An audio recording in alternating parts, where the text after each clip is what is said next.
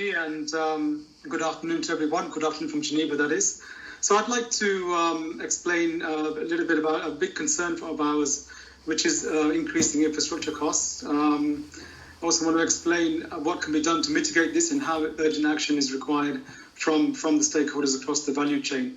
But firstly, let me just go back in terms of the airline financials. And I think, as you're all aware, the outlook for the financial outlook, let me emphasize, for airlines remains bleak for the rest of the year.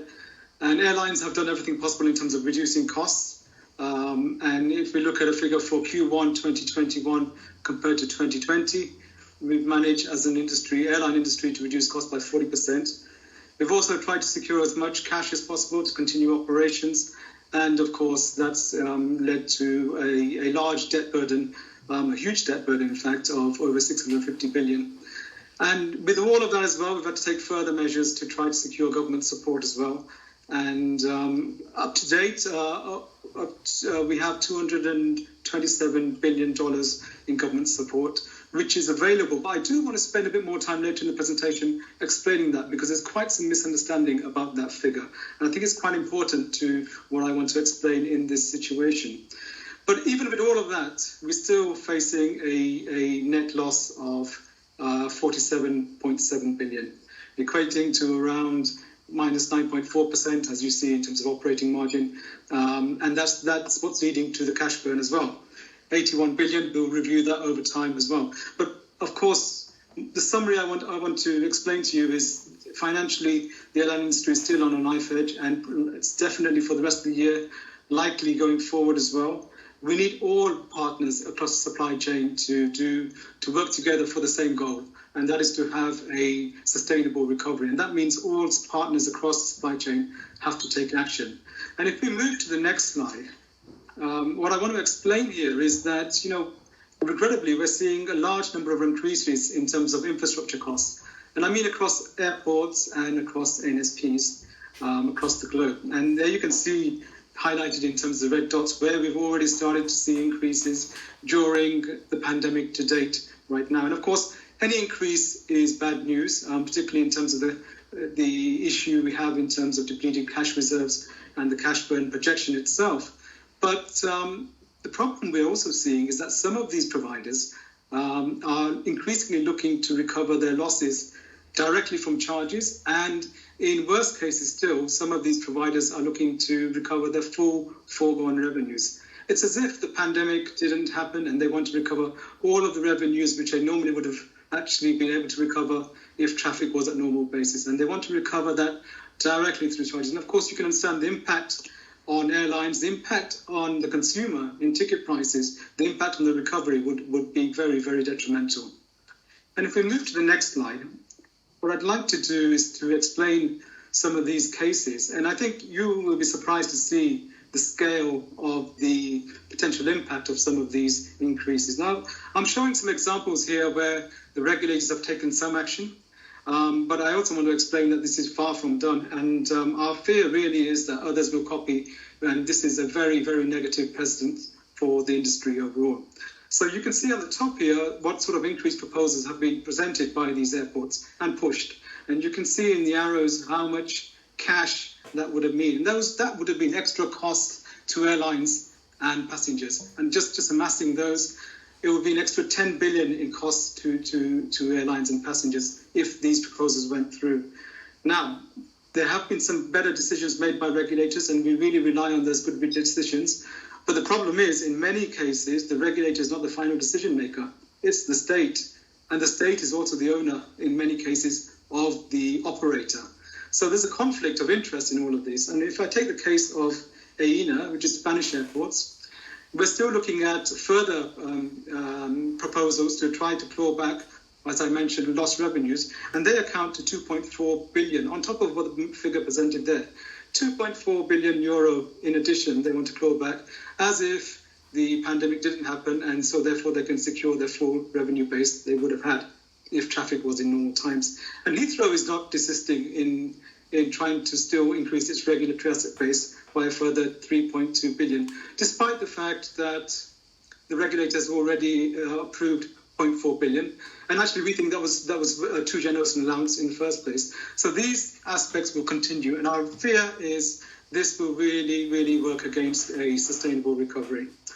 Let's move to the next slide, please, because I also want to explain what's happening with some examples with air traffic control. So with their navigation service providers, we have some bad examples, especially in Europe, and particularly for those in the Single European Sky Charging Scheme.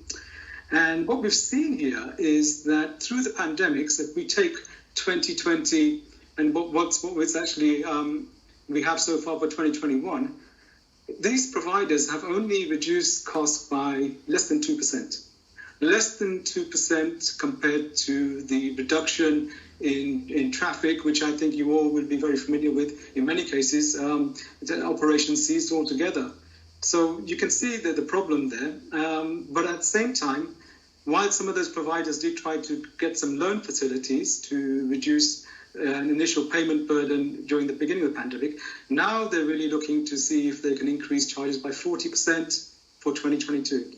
When actually a lot of that can actually be mitigated through securing further loan facilities.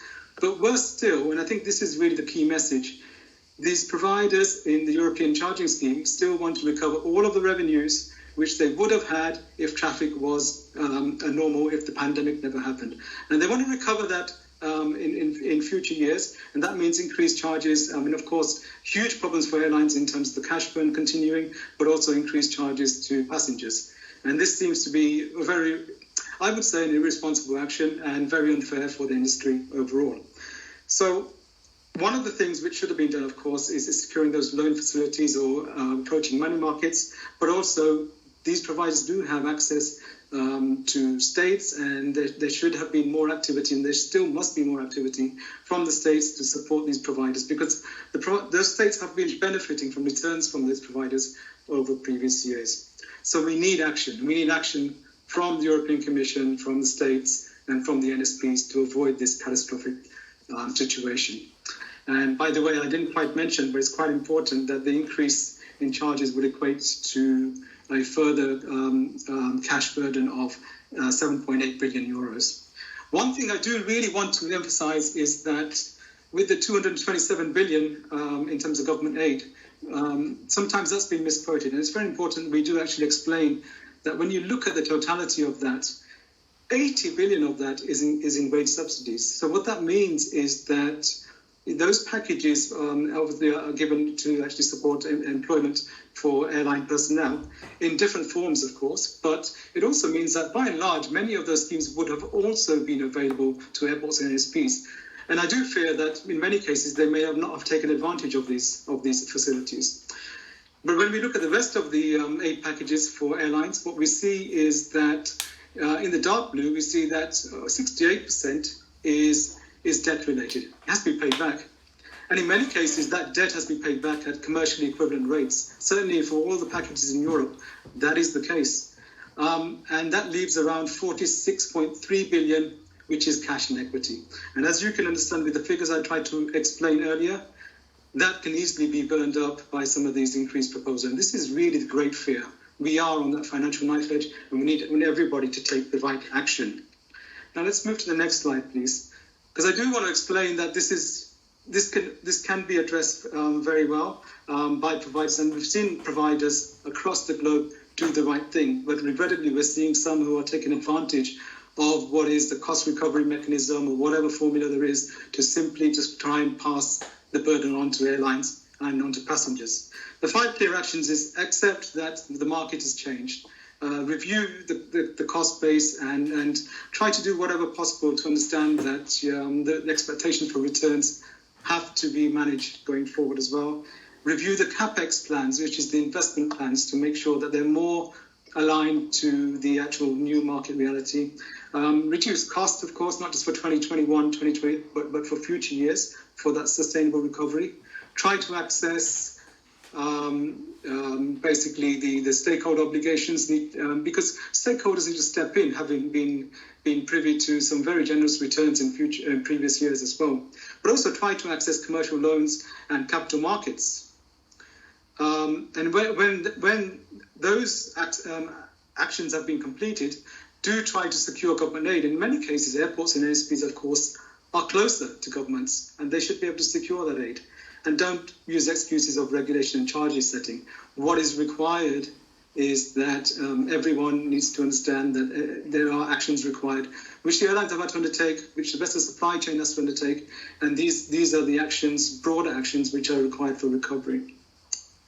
So let's have a look at just each one of those. And I won't spend too much time on this, but basically in terms of adjusting to market realities, it's very important that the providers understand that the expectations for returns and loss recovery and so on have to be managed in a very different way altogether. In fact, it's not acceptable to recover those losses straight through charges. As I mentioned, there's many other ways in which the providers need to look at this as well.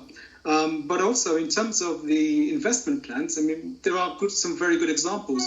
I can take South Africa for airports and for NSPs, but there's been a critical review of the broader investment plan, not just for the immediate years, but for the midterm as well, because the traffic situation changes. And we've seen a number of other examples across the globe on that, but we need all providers to do the same. And they also need to look at other funding schemes as well to make sure that they can minimize any impact on charges.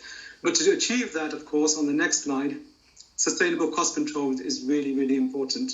And as you know, the airlines have raised issue in terms of the growing unit cost for infrastructure over many years, and all the way up to the pandemic. And now we're really seeing how that problem manifests as well.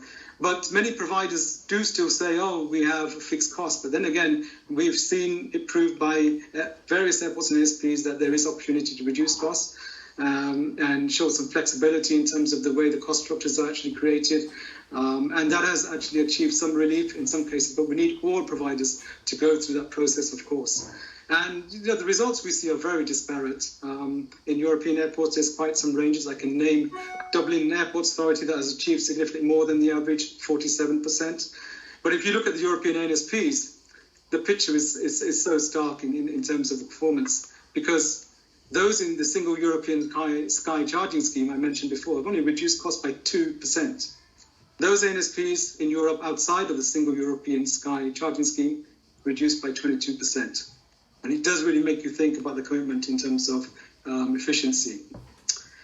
So, I should say that, one of the other fears on the cost side is that we're still seeing costs increase, and in some cases they're already higher than 2019 pre-pandemic. Shareholders have to step in, just like in any other business. And if we looked at just the top 6 airports in Europe, what we found, and this is just from a very quick review, it's obvious that their shareholder obligations have to be fulfilled. Top 6 airports in Europe distributed 12 billion in dividends over 5 years before the pandemic. 12 billion. Now that's more than enough to cover the full revenue losses for all of those providers. It's certainly incentive enough to step in and to support the losses which may have been incurred, but definitely action required to shore up the balance sheets. So, and these are basic, obvious actions we would expect all stakeholders, the shareholders of airports and NSPs to undertake. But it's not happening. And it's not happening because there is an easy solution for some of these providers just to look to see if they can pass the burden on to airlines and passengers. And it's simply not acceptable. It's going to have detrimental impact in terms of the recovery of the industry. Let's move to the next slide. But and it's not acceptable for these shareholders to take the returns in good years, including governments, and then expect the airlines and passengers to pay in the bad years. That's not acceptable, and that can't be in any circumstance. These providers do have, and this is good news, they have ready access to capital markets and to loan facilities. The ratings for airports and NSPs are generally very good still, and they are still regarded as safe investments, investment grade. Over recent months, we've seen actually some improvement in terms of the ratings as well. So this is something which should really be leveraged by all airports and NSPs. And the cost of such financing is normally recovered through charges, but it's a much better solution than trying to recover the full cost impact of losses and revenue losses directly through charges. Let's move to the next slide, please. government aid. And there are various packages available across the world to support airports and NSPs. There is the US package for the American Rescue. There are specific funds which are set up in Italy and in Germany as well, which support airports. And various packages have been approved for airports, Eastern Europe and Central Europe mainly, also in Scandinavia. Some packages for NSPs, as you can see there in Europe, but it's really up to the provider to actually to discuss with the government what is actually required itself. In Asia Pac, let me just say that there's some very good examples where governments have really stepped in and developed programs, but also that they've taken it further for the right reasons to actually reduce the existing level of charges, because that helps stimulate traffic and helps recovery. And next slide, please, because I do want to mention something about regulation, and we do see these continued, I would say excuses, so excuse me for that, but I just want to be clear about it, excuses for why these actions cannot be undertaken. First of all, let me just say that the pandemic could not have been foreseen in the development of any regulation or any charge-setting formula. So we all need to make sure that the broader actions are undertaken to actually address the pandemic itself. And also, to be clear, the quest to remove or reduce regulation for airports and NSPs is primarily driven by some powerful operators for infrastructure, whose interest would be mainly to increase profits at the expense of airline and passengers. And that's really something which also makes us really understand and reinforce the message that regulation has to continue in the sector, because regulation is there to protect the consumer in the end. Right, so let's move to the next slide, please. And this is my last slide. It's just to summarize that airlines and their passengers simply cannot, of course, cover the impact of the pandemic across the supply chain. And government aid to airlines was never actually defined for this purpose, and neither is it sufficient anyway. It's essential that the recovery is not constrained or jeopardized by one part of the value chain, which has a facility to actually increase charges, which will be in detriment to the recovery of the industry overall. Some providers have shown the right example, and so lessons need to be learned by all, but regrettably some are taking advantage of the situation and trying to increase those charges. And increasing charges now, of course, is the worst possible time, because it will mean that airlines will continue with even worse cash burn situations, even worse financial difficulties, and also means consumers will end up paying more, and that will also hinder recovery. So with that, Tony, let me hand back to you, and open to questions, of course. Super, yeah, thanks, Hemant. We have just about 10 minutes or so for questions.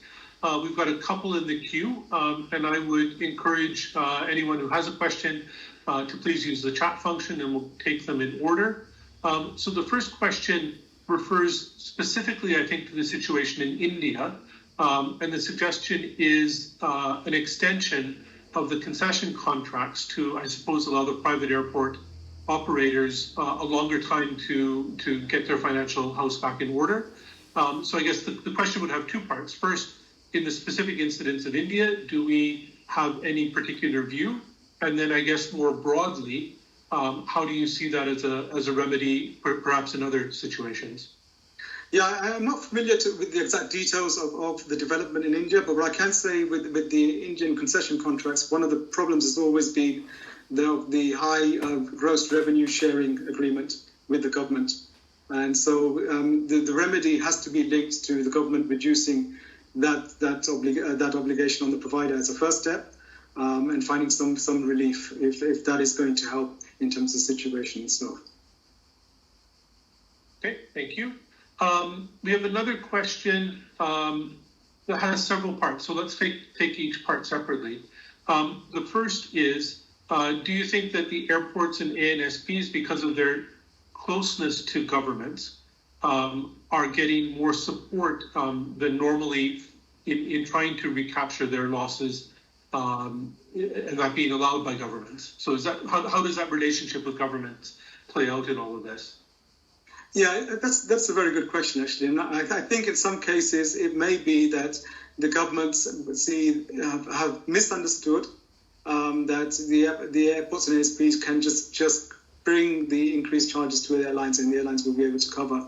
And I think that is really the problem in itself, because the plight of the industry has to be a balanced recovery, and that means that all parts of the value chain need to be able to undertake the actions which I have described here. The way to solve this has to be for the governments. If there is an issue with a provider, airport or NSP, which has not been able to secure the right debt facilities or hasn't undertaken the necessary cost reduction activities, then for the government to step in, having been where they've been closer, the government would have been benefited from returns in the first place anyway. So it's for the government to step in financially, I think. Okay, thank you. And then the second part of the question references the fact that a lot of your examples were in Europe, UK, India, and specifically there weren't any examples from the US. So is this not an issue in the US market? And I guess the second thing would be, is it a correct perception to say that the problem is isolated to Europe and India, or is it more widespread? It's more widespread. I mean, we're seeing some particularly bad examples right now happening in Europe. We've seen some bad examples in India. And we will see this in different parts of the world. And the increases, if you recall on one of my earlier slides, many of the airports in the US have already increased because of the way in which their charging formula is set. And what we need to do is to make sure that each provider, each airport operator has done whatever possible to access the facilities. In the US case, whether it be it municipal bonds or whatever is there to actually reduce the cost impact in the end to airlines and passengers. In each of these cases, I think it's important to state that there is potentially a different charging formula, different business model in many cases as well. But the basis of what I've described in terms of the actions undertaken apply to all. Okay, thank you. I don't think we can have a charges discussion without having a question on Heathrow. So we have a question here on Heathrow asking whether we believe it's abusing its position as the UK's top international gateway in terms of charges to the airlines. Well, I mean, in the way in which the airport is trying to increase, in this case, the regulatory asset base, to add on the actual number, the cash value from those foregone revenues, I would say yes. I mean, that is a really unreasonable proposition being pushed by the airport. Okay, thank you. And then we have a question coming from the Middle East about the situation there. So how would you characterize what's going on in the Middle East in terms of charges at airports? And is that in any way affected by the fact that the major airlines are state-owned, as is the infrastructure? Yeah, I don't think there's a link to it with the airlines, but on the infrastructure side, in many cases, the airport NSP may be state-owned, and in that case, we are hoping, and so far the results don't look too bad, that the government is stepping in to try to avoid the detrimental impact of increased charges. And we rely on those governments to take the right action on a timely basis to avoid those increases. Okay. We have one question on slots. I think we'll leave that question for tomorrow when we have a specific session on slots. So thank you for that question, but we'll take that tomorrow. So the last question that I have in the queue for today talks about how the airlines and airports were talking at the beginning of the crisis about coming together, collaborative dialogue, joint response. Given the presentation today, is that signaling that the relationship has changed and that we're starting to see things in a slightly different way? Or what perception should people come away from this presentation with? Well, I think, again, a very good question. I think, we are still, of course, very focused on coming together and driving the industry forward for the common good, of course. Now, the problem right now is with the cases which I've explained, we need providers to take the right sort of action in the same way that all other providers in the value chain and the airlines have had to already do. So we need balanced action across the supply chain. So everybody needs to play their part. And that's the purpose of this presentation. If everybody in that value chain, and particularly the airports and NSPs, don't play their part, it's going to have a negative impact for everybody in terms of recovery. Okay. And then Hemant, maybe one last question.